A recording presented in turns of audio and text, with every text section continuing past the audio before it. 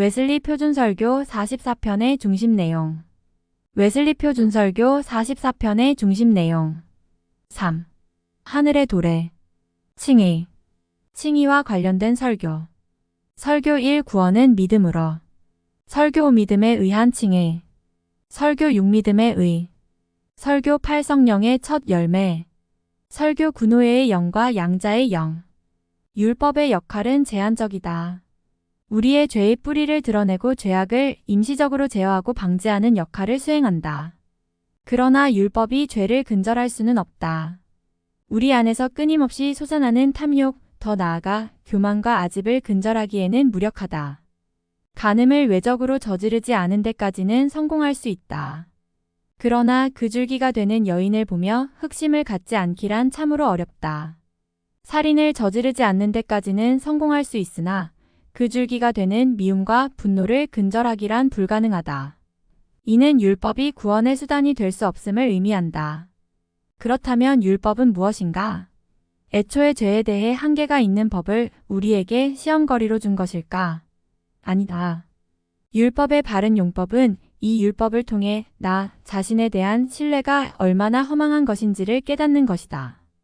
내 존재가 얼마나 하나님의 뜻과는 멀리 와 있으며 얼마나 죄의 무력한 존재임을 깨닫는 것이다. 그럴 때만이 주님이 바로 그 영생의 문임을 보게 된다. 주님이 바로 그 하늘의 입구임을 보게 되는 것이다. 율법은 우리의 육신으로는 영원한 생명을 얻을 수 없음을 깨닫게 하는 거울이다. 그러나 그 이상은 되지 않는다. 길이 없는가? 새로운 길이 필요하다. 마가복음 1장 15절의 마지막 부분이 그 답을 제시한다. 이르시되 때가 찼고 하나님의 나라가 가까이 왔으니 회개하고 복음을 믿으라 하시더라. 눈먼 세상으로 살아왔기에 우리는 세상을 잡고 있는 손을 놓을 수 없다. 그 세계밖에는 본 것이 없기 때문이다. 그것을 놓으면 죽는 줄 안다. 영이 잠든 이도 그렇다. 그 세계밖에는 본 것이 없으니 잡고 있는 손을 놓을 수 없다. 이 손을 놓는 것이 바로 믿음이다. 옛 삶을 놓아버리고 그리스도와 더불어 우리 가까이 와 있는 하늘에 의탁하는 것이 바로 복음을 믿는 것이다. 성경은 복음을 믿음으로 말미암아 구원을 얻는다고 한다. 복음을 믿음으로 말미암아 하늘을 갖게 된다고 선언한다. 이 이야기는 우리가 이때까지 살던 세계, 살던 방식과는 차원이 다른 세계를 향해 손을 놓는 것을 의미한다. 복음의 세계는 어떤 세계인가? 좋은 소식의 세계여. 하나님께서 인류를 사랑하심으로 자신의 외아들 예수 그리스도를 죽음에 내어놓으심으로 마련한 새로운 세계다. 우리가 아직 죄인 되었을 때 그리스도께서 죄인을 구하시려 세상에 오셨고 우리의 허물로 인해 찔리셨고 우리의 죄악으로 인해 상하셨으며 우리의 평화를 위해 징계를 받으셨으며 우리의 나음을 위해 채찍에 맞음으로 준비한 세계다. 이 복음을 믿는 것은 죄와 사망의 세계, 어둠의 세계에서 손을 놓고 생명의 세계, 빛의 세계의 품에 자기를 기꺼이 던져 넣는 것이다. 고통의 세계, 눈물의 세계에서 벗어나 성령 안에서 의와 평강과 희락의 하늘에 자신을 내어 맡기는 행위다.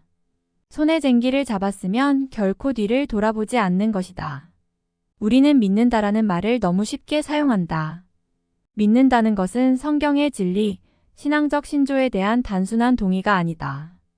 마귀들도 이런 신앙은 갖고 있다. 믿음이란 하나님이 계시다는 것, 그분을 찾는 이들에게 상 주시는 분임을 믿는 이교도의 믿음과 다르다. 능력의 하나님을 알고 예수께서 그리스도이심을 믿으며 그의 종들을 알고 모든 성경이 하나님의 영감으로 주어졌음을 믿는데 그치는 마귀의 믿음과도 다르다. 주님을 위해 모든 것을 버릴 정도로 믿었고 기적의 능력을 가졌으며 모든 것을 치유할 능력과 마귀들을 제압할 능력을 소유했고 하나님의 나라를 믿었으며 그 나라를 선포했던 제자들의 믿음조차도 넘어선다. 복음을 믿는 구원의 믿음은 마음으로 믿는 믿음으로 예수님의 삶과 죽음과 부활의 공로를 신뢰하고 우리를 위해 자기를 버리고 우리 안에 사시는 우리의 대속과 생명이신 그리스도께 전적으로 의존하는 것. 즉 우리의 구원이신 그분께 가까이하여 결국 접붙여지는 것을 의미한다.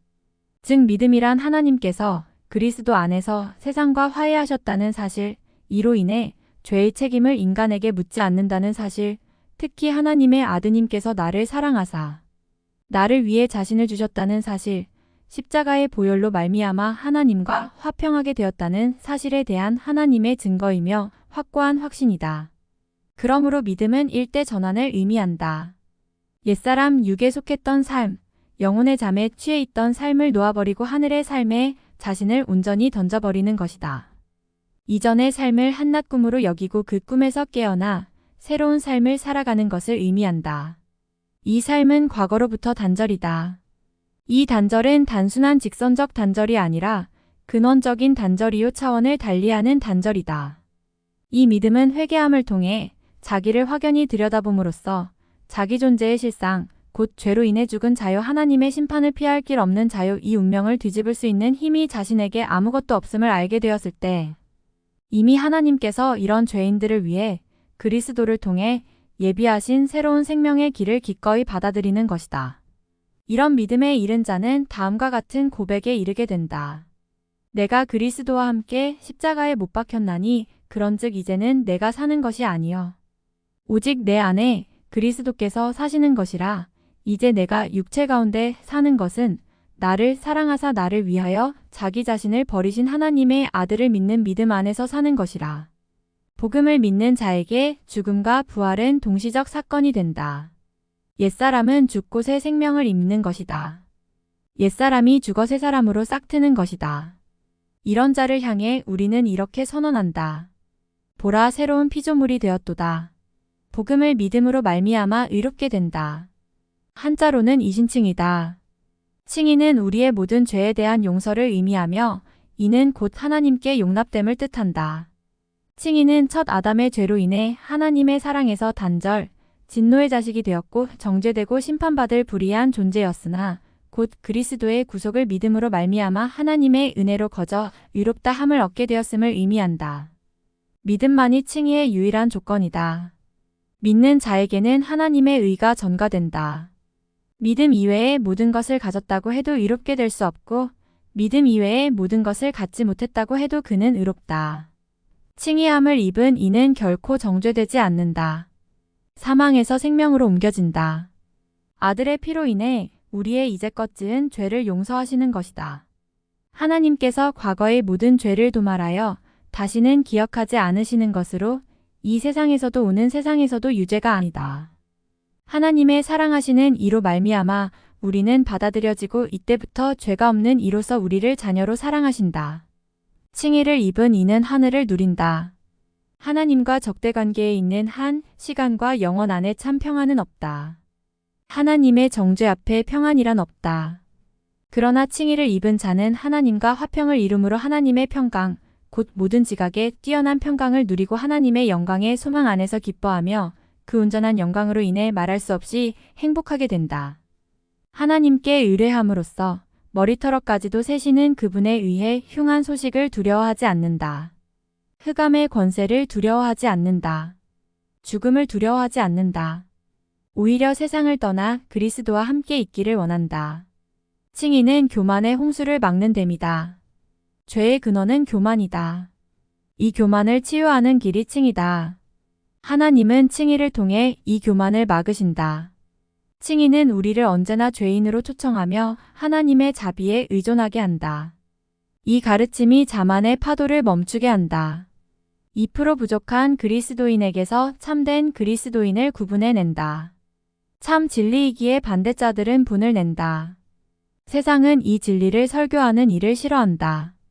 연약하나 이 진리를 선포할 때 강한 자가 된다. 구원의 대장 그리스도 안에서 승리하게 된다.